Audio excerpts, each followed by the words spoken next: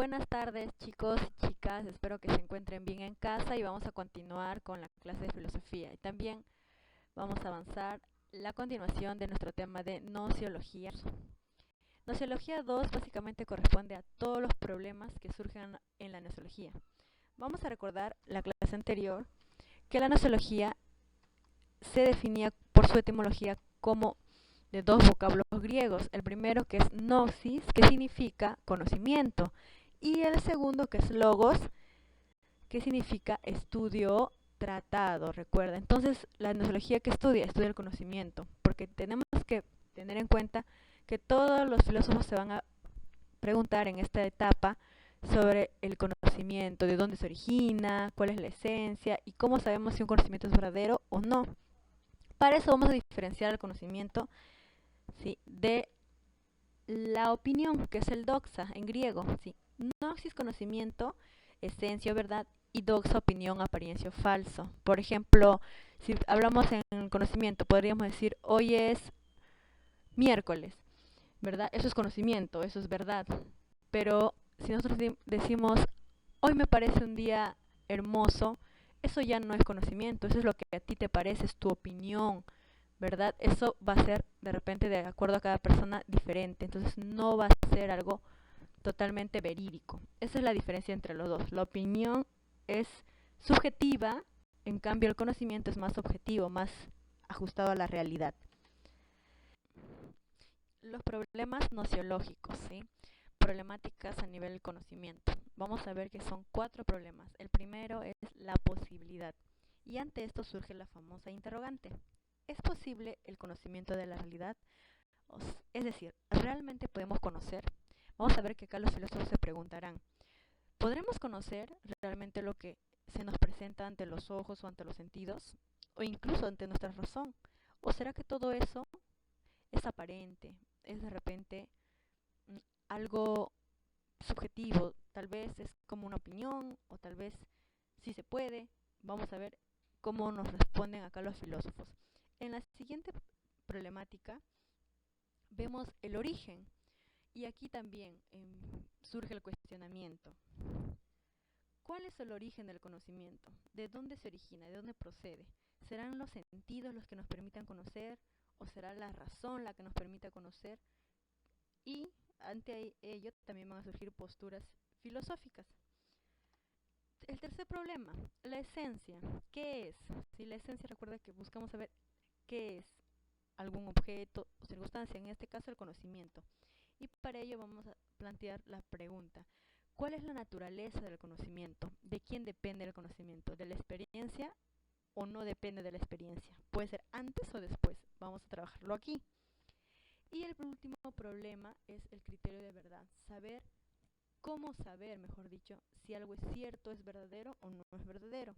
Y aquí surge la cuestión de cómo se fundamentan la verdad de los juicios, cómo sabremos su validez. Y vamos a empezar con el primer problema, la posibilidad. Aquí en la posibilidad vamos a ver que habrán algunos filósofos que planteen que sí es posible y habrán algunos que planteen que no es posible. Sí, vamos a trabajar 3 posturas filosóficas. La primera es el dogmatismo. ¿Sí? Los dogmáticos plantean que el conocimiento es indudable. ¿Qué quiere decir esto? Que no vamos a dudar, que sí es posible, sí se puede conocer y hay que tener confianza plena en nuestros sentidos y la razón.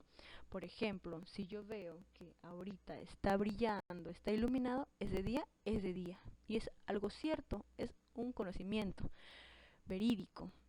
Y vamos a tener acá los representantes. Por ejemplo, aquí mencionamos a los primeros filósofos. ¿Y quiénes son los primeros filósofos? Aquellos que son antes de Sócrates, los famosos presocráticos. Tenemos a Tales, Anaxímenes, Anaximandro, tenemos a Heráclito, a Parménides, a Demócrito, ¿sí? Pitágoras. Vamos a tener a estos filósofos que plantean que sí se puede conocer. ¿Sí? Por ejemplo, a Tales, recordarán que Tales planteaba que el origen de todo era el agua, la esencia, el arché de las cosas era el agua, de ahí provenía, era la esencia de vida. ¿Y él cómo llegó a ese conocimiento? Mediante el uso de sus sentidos y su razón, él pudo llegar a ello. Y él confía plenamente en lo que estos dos medios le pudieron haber hecho concluir. ¿Sí? Él confía y lo plantea como verdad.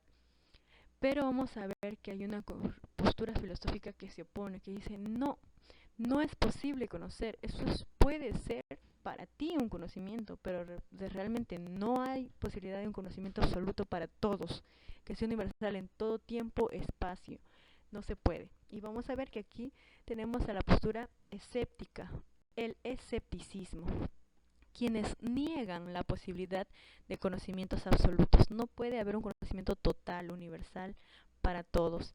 Y dentro de esta vamos a ver 4 variantes. Los primeros es el escepticismo radical, que como su nombre lo dice, son radicales, son extremistas. Para ellos no hay ningún tipo de conocimiento. Niega la posibilidad de elaborar un conocimiento alguno. Es decir, nosotros podemos interactuar, podemos relacionarnos, si podemos tener actos de conocer, pero el producto, lo que surja, no va a ser un conocimiento absoluto para todos. Y aquí tenemos como representante a Gorgias y a Pierron de Lis. Gorgias plantea, por ejemplo, él dice, no podemos conocer, y si algo pudiésemos conocer, sería inentendible, o sea, no podríamos entenderlo. ¿Por qué? Porque la capacidad humana no nos da para entender, no podríamos comprender lo que se nos está presentando. Y si pudiéramos entender, no podríamos comunicarlo. ¿Por qué? Porque no tendríamos las palabras precisas para identificar ese objeto. No sé, por ejemplo, si observamos de repente una tiza, un lápiz, un plumón, simplemente son denominaciones, lo hemos denominado lápiz, pero en realidad ¿qué es? No sabemos realmente el compuesto o una esencia del lápiz para todos, que todos los lápices de todo el mundo tengan esas características. Para él, por ejemplo, para ellos no se puede, son radicales, no, solamente es apariencia, e incluso de repente para mí ahora es lápiz. En otro siglo anterior o de acá muchísimos años, que será o seguirá existiendo, ya no. Por eso no hay ningún conocimiento que sea válido para todos en cualquier tiempo y espacio. Luego tenemos el relativismo, que ellos plantean que no hay universalidad del conocimiento, es decir, que no hay un conocimiento universal. Para ellos no hay conocimiento universal, solamente hay conocimiento relativo, conocimiento para cada uno, para cada persona, sociedad, cultura. Y aquí tenemos a Protágoras, ¿sí? Protágoras es el principal defensor de esta teoría. Y para él, el conocimiento está supeditado al individuo o sujeto y al contexto cultural del cual sea este, ¿sí? O sea, este esté donde se encuentre. Para el filósofo griego Protágoras, ¿sí? El relativismo subjetivo es afirmar que el hombre es la medida de todas las cosas, ¿sí? Él dice que todos somos a la medida de lo que se nos va presentando. Para este filósofo, la verdad la puede tener cada persona, cada sujeto. Si para cada uno puede defender su verdad, lo que para mí es cierto es válido, pero no necesariamente va a ser para el otro. Por eso no hay un conocimiento que sea equilibrado, que sea justo para todos igual. Luego tenemos al positivista, el escepticismo positivo.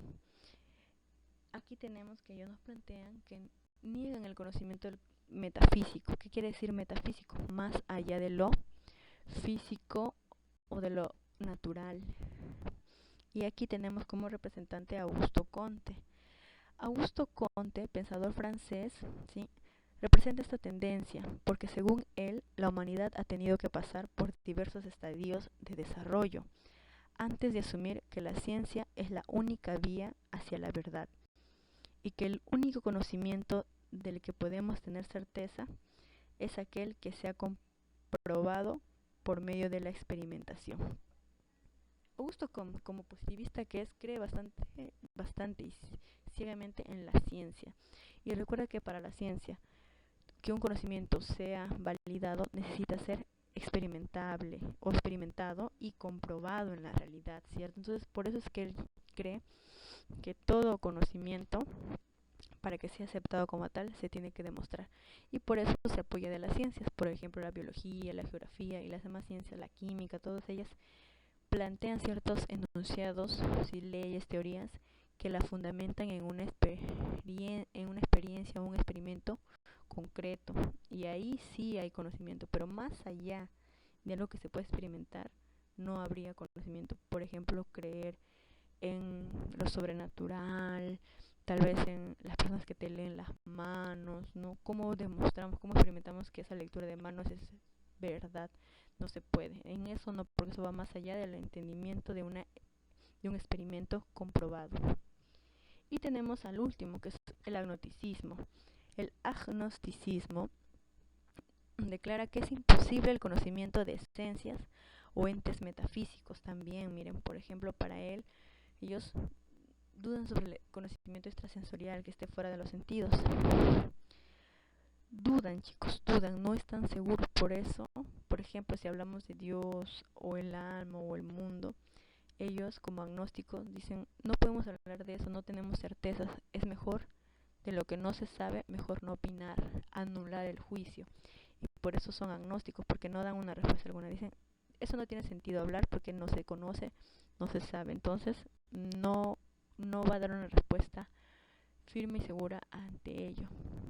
Simplemente está como que no opino, no comento sobre ello. Si los agnósticos, por ejemplo, en la religión, hay personas que creen, que pueden ser dogmáticos, como que aceptan, hay personas que no, los ateos, como escépticos, no creen eso. Y tenemos dentro de ellos alguien que trata de estar en el medio y dice, yo ni creo ni no creo, simplemente no sé qué decir. Y ellos son los agnósticos, ¿sí? El agnosticismo. Y tenemos a la tercera postura, que es el criticismo. El criticismo, sí, es una postura filosófica que trata de conciliar, que trata de unir tanto al dogmatismo como al escepticismo. Y aquí tenemos que ellos aceptan el conocimiento, ¿sí? Limitado, dicen, pero ¿cómo? Que sí se puede conocer, como los dogmáticos, el fenómeno. ¿Y qué es el fenómeno? Lo aparente, ¿sí? Por ejemplo, cuando yo veo un celular, lo aparente, su forma, su tamaño, su color, lo que se muestran de mis sentidos, ¿sí? Los componentes que están al interior. Pero no puedo conocer, como los escépticos, no puedo conocer la cosa en sí. ¿Y qué es la cosa en sí? El nómeno, la esencia, qué es lo que hace que esto sea un teléfono o un celular y que todos los demás objetos similares sean celular en todo tiempo y espacio. O sea, eso es imposible conocerlo, dicen ellos. Solo puedo conocer lo que se me presenta ante mis ojos, ¿sí?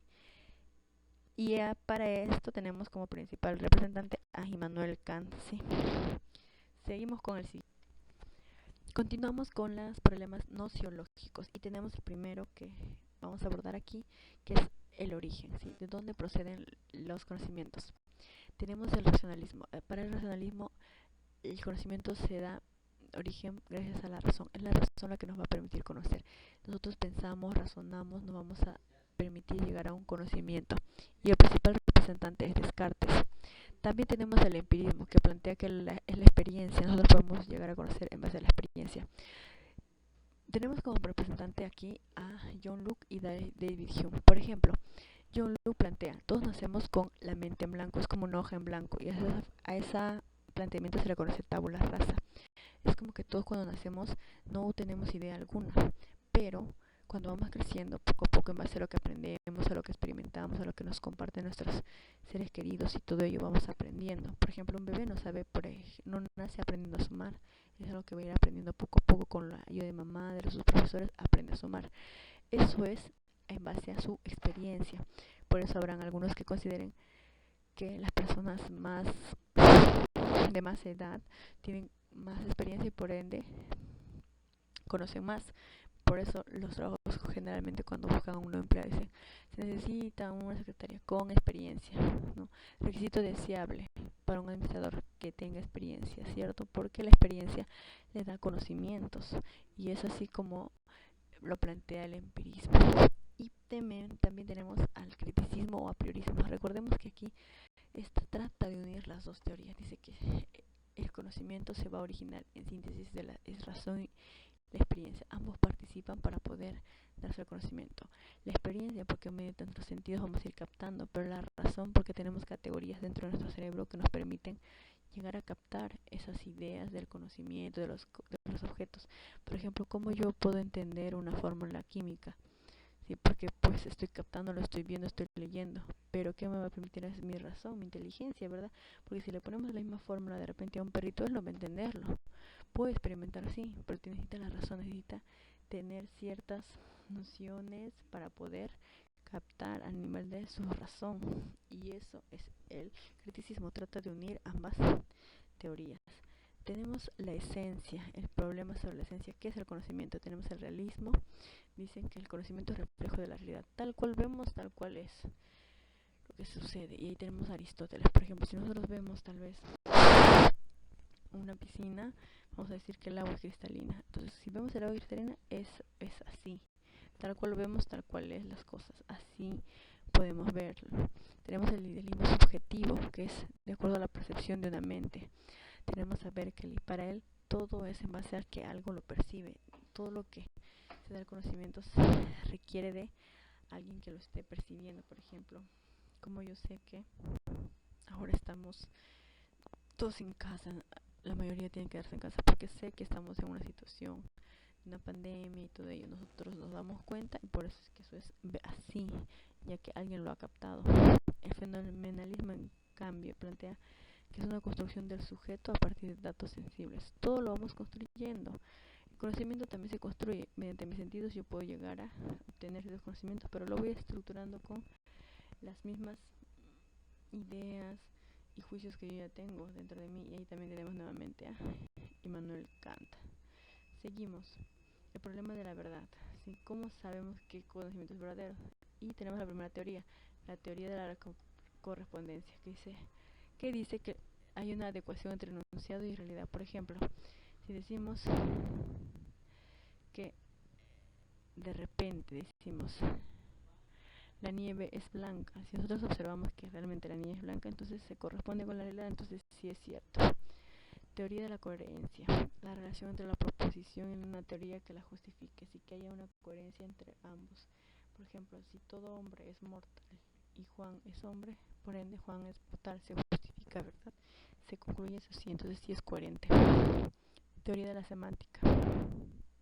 La proposición debe ser adecuada tanto a nivel semántico, significado, como a nivel sintáctico. Tienen que tener una correspondencia a nivel de su significado y el orden o la función que cumpla. Y aquí podemos ver tal vez de acuerdo a nivel del lenguaje que tenga relación una cosa con otra. Y a nivel de la teoría pragmática, si es beneficiosa, si la relación del enunciado nos beneficia, eso sí es verdad o eso es válido. Y la teoría de la redundancia, ¿sí? Generalmente la verdad no tiene sentido emotivo de énfasis, es de reforzamiento,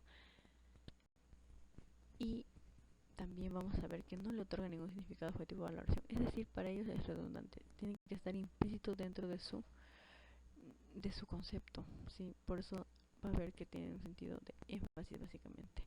Y ahí podemos ver tal vez cuando decimos todo adolescente es inestable, vamos a ver que dentro de las características de todo adolescente es la inestabilidad emocional. Entonces eso es verdad porque está haciendo énfasis en a algo que ya pertenece al mismo concepto de la primera palabra en el enunciado. Y todos estos problemas son abordados por la nociología. Espero que hayan entendido, chicos, cuídense y nos vemos hasta la próxima.